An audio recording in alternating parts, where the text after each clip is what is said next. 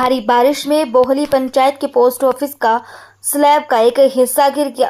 बता दें कि इसमें पोस्ट मास्टर को हल्की चोटें लगी हैं। जैसे ही छत से स्लैब का हिस्सा गिरा वैसे ही पोस्ट ऑफिस में अफरा तफरी मच गई। सभी लोग पोस्ट ऑफिस से बाहर आ गए।